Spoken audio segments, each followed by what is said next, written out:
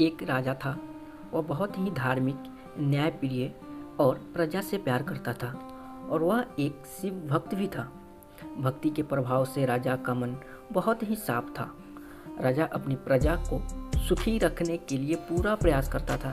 एक दिन शिव भगवान प्रसन्न होकर उससे दर्शन दिए और कहा, राजन, हम आपके भक्ति और कर्म से बहुत प्रसन्न हैं। बताओ तुम्हारी क्या इच्छा है, हम उसे अवश्य पूरा करेंगे। प्रजा को चाहने वाला राजा बोला, भगवान, मेरे पास आपका दिया हुआ सब कुछ है। आपकी कृपा से राज्य में हर प्रकार का सुख शांति। राजा अपनी प्रजा से बहुत प्रेम करता था। वो उसके हित के बारे में सोचता रहता था। इसलिए वह कुछ सोचकर बोला, फिर भी मेरा एक इच्छा है कि जैसे आपने मुझे दर्शन दिया वैसे ही मेरी सारी प्रजा को आप दर्शन दीजिए। भगवान शिव बोले, यह तो संभव नहीं है, और राजा को समझाया। फिर भी राजा ने जिद करने लगा।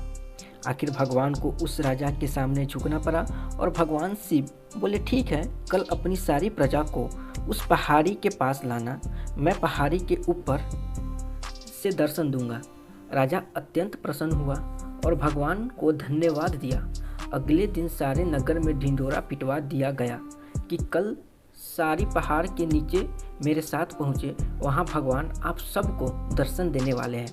दूसरे दिन राजा और समस्त प्रजा के साथ उस पहाड़ी की ओर चलने लगा। चलते चलते रास्ते में एक स्थान पर तांबे का सिक्का का पहाड़ दिखा। प्रजा में से कुछ एक उस ओर भागने लगे। तभी यानी राजा ने सबको सतर्क किया कि कोई उस ओर ध्यान ना दे, क्योंकि तुम सब भगवान शिव से मिलने जा रहे हो। इस तांबे के सिक्के के पीछे अपनी भाग को लात मत मारो। परंतु लोभ लालच में वशीभूत कुछ एक प्रजा तांबे के सिक्के की ओर चल पड़ा और सिक्कों की गठरी बनाकर अपने घर की ओर चलने लगे। वे मन ही मन सोच रहे थे कि पहले सिक्के को समेट ले, भगवान से तो फिर कभी मिल लेंगे।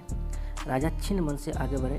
कुछ दूर चलने पर चांदी के सिक्के को चमकता हुआ पहाड़ दिखाई दिया। इस बार भी बचे हुए प्रजा में से कुछ लोग उस ओर भागने लगे और चांदी के सिक्कों की गठरी बनाकर अपने घर की ओर चलने लगे।